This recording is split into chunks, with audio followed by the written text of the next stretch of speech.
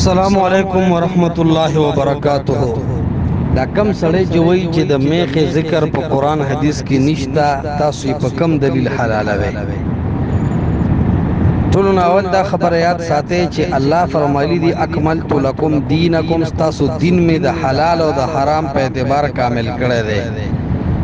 نو که یو سړی داسې یو اعتراض لټوي چې زه پې دا خبره ناقص کم چې دین کامل نه دی بلکې کمزوری دی، دی د الله د دې آیت مقابله کوي خو پوهیږي نه. دی ویږي نه دا زه د اهل حدیثو مقابله کوم، خو دا د الله د آیاتو مقابله ده. دا زه نه وایم چې دین کامل دی، دا د الله د طرفه په قرآن کې فیصله ده چې اکملت لکم دینکم. نو دې خبرې کې ډېر سوچ پکار دی. دا یو خبره شوه. دویم چې په قرآن حدیث کې د میخ ذکر نشته، نو سوال دا دی چې د امام ابو حنیفه د کم ځای نه دا حلال کړه. دا خو یو سوال دی. د حلال د حرام اختیار خو الله او د الله رسول نه بغیر بل چا سره نشته. امام ابو حنیفه د کم ځای نه حلال کړه؟ دا سوال راځي. درېمه خبره چې د میخ تذکره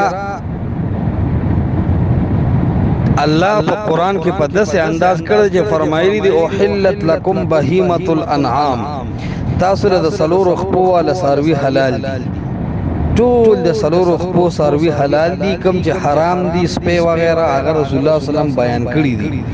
کله چې حرام بیانول د څلورو خپو والا څاروو کې، نو میخې پکې نه ده ذکر کړی.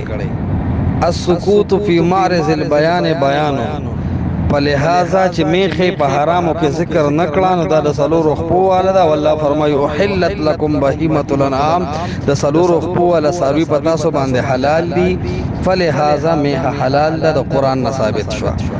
دویم میخه دا د غوا د نسل نه راځي. د لغت کتابونو ګوره الجاموس کالبقر، فلهذا میخه د دې نه دلیل نیسو مونږ چې جایز ده.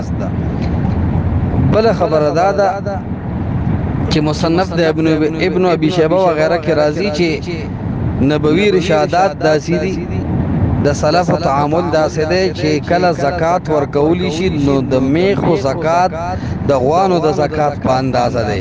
څنګه زکات چې د غوانو ایستی شي، نو میخې او غواګانې په یو حکم کې راوستي دي.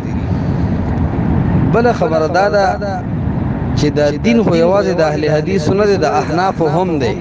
نو چې اهل حدیثو ته په قرآن او په حدیث کې میخه نه ده معلومه، نو ته خو حنفي، ته هم د قرآن حدیث دشمن نه یې، ته د قرآن حدیث نه وښیه که نه.